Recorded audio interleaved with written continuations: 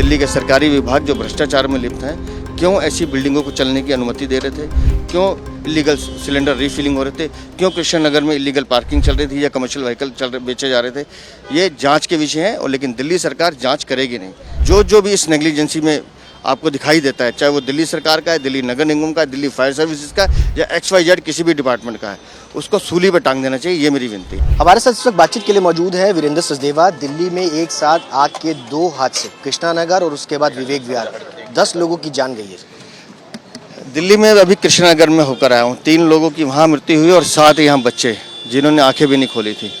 ये सीधा नेग्लिजेंस है दिल्ली सरकार की।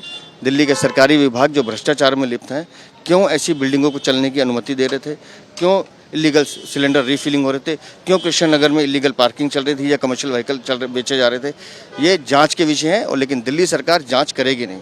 दिल्ली सरकार जांच की घोषणा करेगी, जैसे उन्होंने नरेला में की, मुंडका में की, अलीपुर में की, अनाज मंडी में की, करोल बाग के जो 2 होटल जले, अर्पित और रोमानिया, उसमें की। निकला क्या? कुछ कार्रवाई की क्या? हर बार जांच की बात करके वहाँ भी भ्रष्टाचार किया, पैसे वसूले और चुप हो गए।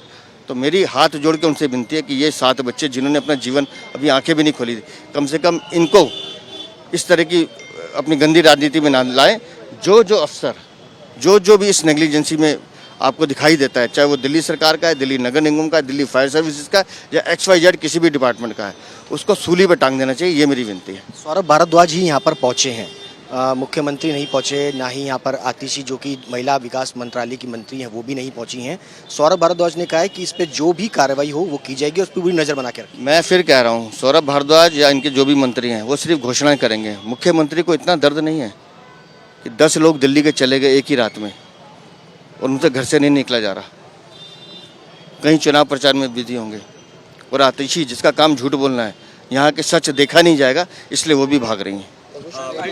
दिल्ली बीजेपी अध्यक्ष जिनका साफ तौर पर कहना है कि इतना बड़ा मेडिकल नेग्लिजेंस है, उसकी जांच होनी चाहिए। लेकिन बार बार जब इस तरीके के हादसे होते हैं, दिल्ली सरकार हर बार जांच के लेकर के सवाल खड़े करती है, लेकिन उसके बाद जांच में क्या निकलता है इस पर कोई भी आगे की कार्रवाई नहीं होती है। और मुख्यमंत्री और दिल्ली सरकार के मंत्री आखिरकार इस हादसे के होने के बाद कहाँ पर हैं, क्यों अब तक इस हादसे पर नहीं है, इसका सवाल जो है वो खड़े कर रहे हैं। आप तस्वीरों में देख सकते हैं कि ये बेबी केयर सेंटर है, जहां पर सिलेंडर जो है वो रिफिलिंग का काम जो है वो चलता था, जिसमें ब्लास्ट हुआ और उसके बाद 7 बच्चों की जान जो है वो चली गई है।